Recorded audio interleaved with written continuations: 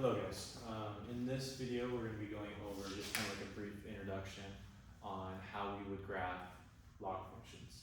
So here, just a simple log, we have f of x equals log base 3 of x.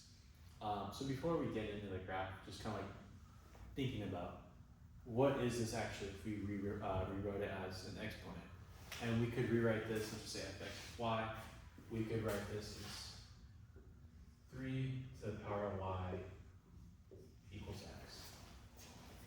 So let's try to think like what would that graph look like? And you guys should know that the exponents, as these get bigger, there's exponential growth. We grow at a faster rate than we would in a linear growth. We just kind of like take off. So a couple things with the exponents. This exponent, this y, we know that exponents can be positive, they can be negative,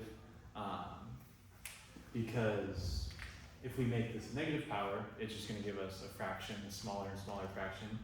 So if we made this y like negative 1,000, it's going to be a really small decimal that's really close to 0, but it never actually touches 0. And what we also know from an exponential function is we can never get a negative number as a result. So x could never be a negative number, since 3 to the power of anything is going to give you a positive number.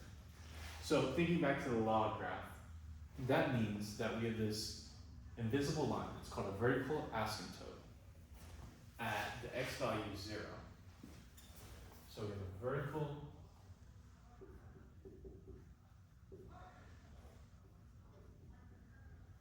asymptote.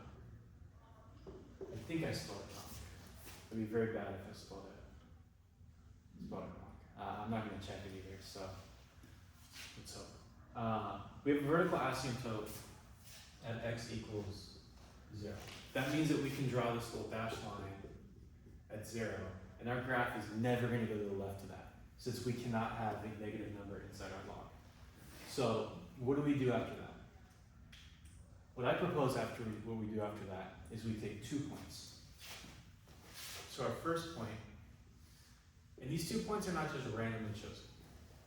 We're going to be using the characteristics of logs to figure out these points. So first things first, we make the first x value 1.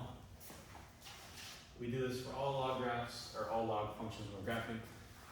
Whatever is inside the log, whatever value we got to put in, so this is 1, we're always going to do that as our first point. Since we know that the log, anything of 1, is just going to be 0. Since if we look at it as an exponent, 3 to the power of what equals 1, and you guys should know anything to the power of 0 is 1. So whatever this is, doesn't matter what the base is, if we get a 1 inside of our log, it's going to give us a 0. Next, we're going to take the x value that's the same base, or the same number as the base for our log. So we'll take 3. Why is that? Because that's just saying 3 to the power of what equals 3. A number to the power of what equals itself. You should know that's always going to be 1. So these 2 points are very clean. And now we can just graph these 2 points.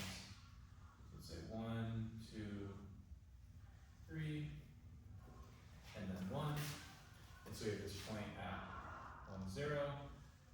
We have this point at 3, 1. We know our graph's going to go off looking like this. And then we know we're going to get lower. We're never going to cross that vertical asymptote. We're going to keep on getting closer to this vertical asymptote, but we're never actually going to cross it. And that's what our graph would look like.